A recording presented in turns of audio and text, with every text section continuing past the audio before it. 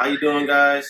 My name is Eric Enriquez, and today I'm going to show you how to make Salsa Roja, my style. All right. So these are the ingredients you're going to need. You're going to need some Chile de Arbol, Chile Guajillo, some onion. Now this is diced because I bought some birria before, and it's extra onions. So normally it's just one onion. You cut that in half. You take that half, and then you use that. But I'm gonna use this diced onion. Use it. You're gonna need the whole thing of cilantro.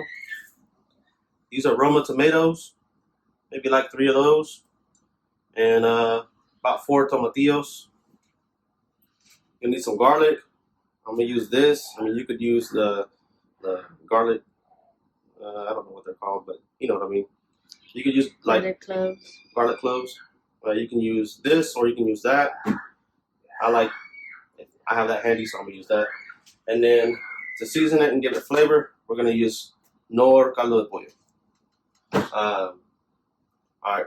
So we're gonna go ahead and take our Roma tomatoes or tomatillos. We're gonna put them in like a medium-sized pan or pot. I don't know what the hell this is called, but put them in there. But before you put them in there, you're gonna have to rinse them. Rinse them in water. I mean, a lot of people go out there and touch your vegetables, and you want to make sure they're at least clean or something.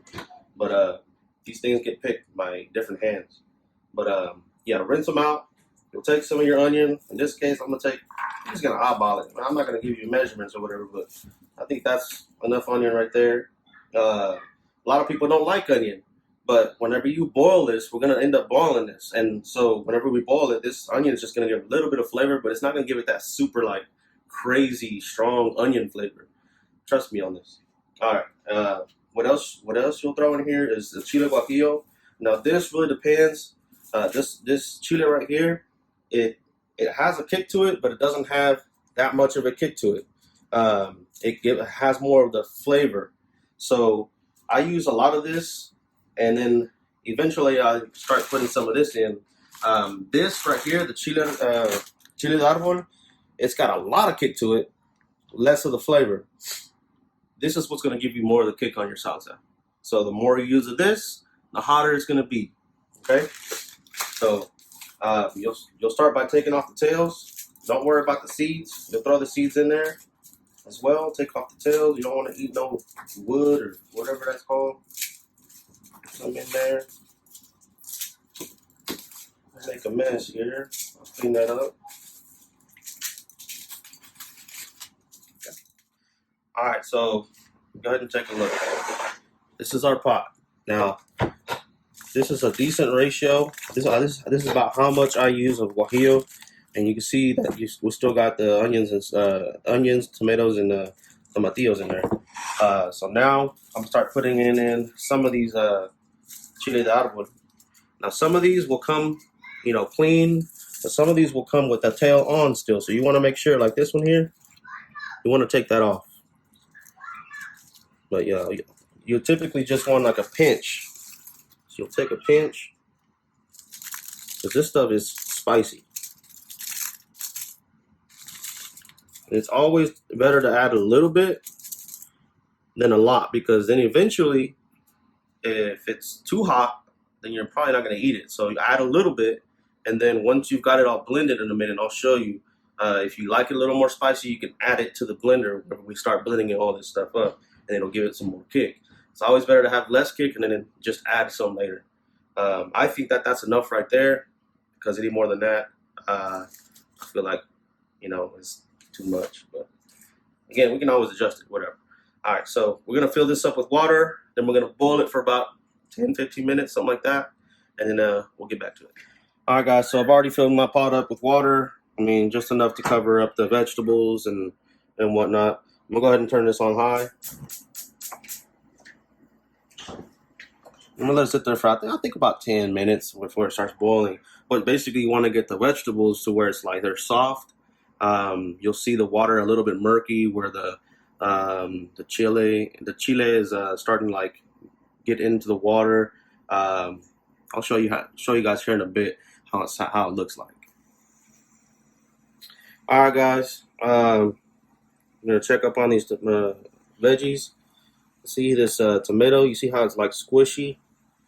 You can easily just squeeze on it, and it'll start falling apart. That's how you know when your stuff's ready. Even this tomatillo is starting to give in. You don't want to boil it too much. Man, this smells beautiful. Mmm. This stuff can make you cough a little bit. It's totally okay. It's just because of the, you know, the spiciness, or I don't know what that's called, but I promise you, it really isn't that bad. All right, so we're gonna turn this off. All right. And what we're gonna do is we're gonna go ahead and take our blender. Take this off.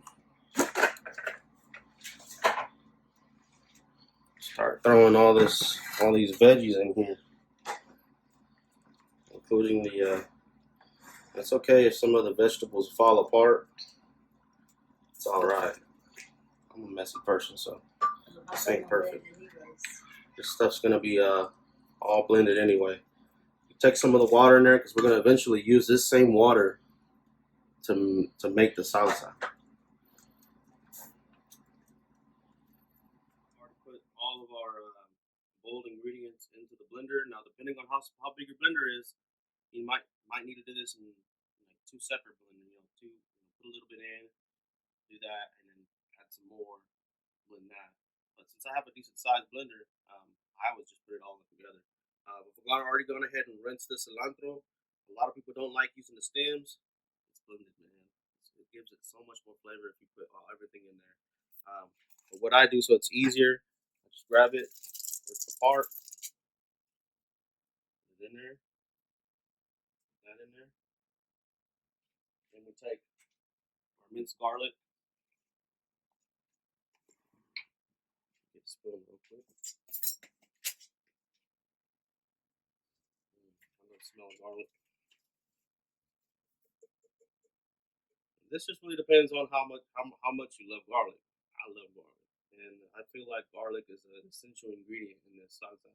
So I put a decent amount in there. This and the cilantro give it so much flavor.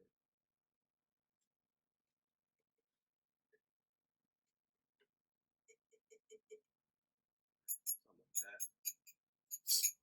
Put that in there, and then I take my Knorr. I don't ever use salt and pepper or like anything else because this has a lot of stuff in it. This gives it so much more flavor as well. This is what I use to give it that. So it's not bland, you know. Some of this in there.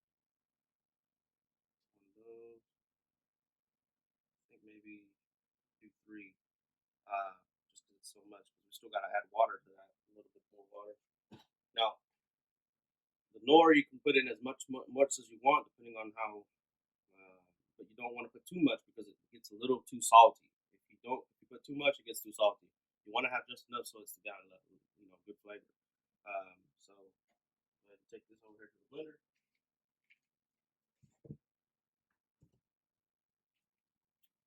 All right, get my pan.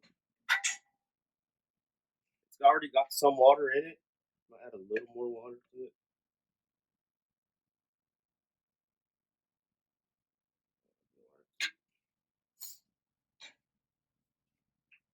Put our blender. Let's go.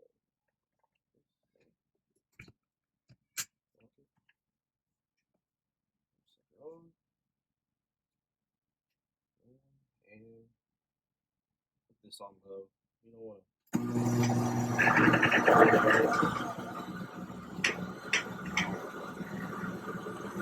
Let that blend for a minute. I'll show you how this looks. It's amazing. I'm blending with this. I'm gonna see how it looks. Take it out of here so you guys can see. Look at that. This is how this is the consistency I like. I don't like it too thick. I like it a little watery, but not to a point where it's like soup water. I like to do a taste test.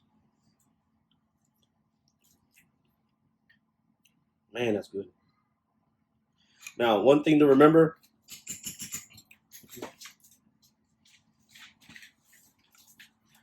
One thing to remember is that this is where, if it's not to your liking, if it's not too spicy, not as spicy as you expected it to be, you can add Chile de Arbol. Just add little bits to it and then blend that up again. Blend it up again. And it will give it an extra kick.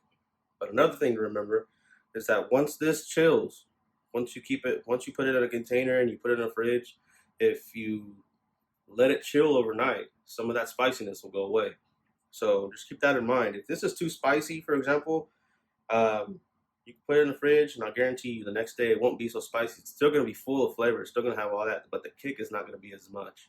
Now, right now, this is perfect, especially for the people that I'm making this with. They don't like it too hot. This is amazing. I'm going to go ahead and grab a container, pour that out. And you can use this stuff on burgers. You can use it on tacos. You can use it on, for dipping chips. Just a lot of things. This thing just adds flavor to everything. On some fried eggs in the morning. This stuff is great. But yeah, this is how I make the salsa roja. Let me know what you think. Like us, subscribe, share the video. If you have any comments, comment down below. Click the bell notification. And click the bell notification. We got it. And the more you guys like our stuff, the more I share my recipes. A lot of people have asked me for this recipe, and I figured, you know what, I'm just gonna put this stuff on YouTube because I'm not gonna, keep sharing my, ideas individually because I'm gonna get tired of that. But I'm gonna do this for everybody. And if you guys don't already know, this is my mother-in-law. Love her so much. And the one behind the camera is my lovely wife, Maricela. But anyway. Like, subscribe, follow. Thank you.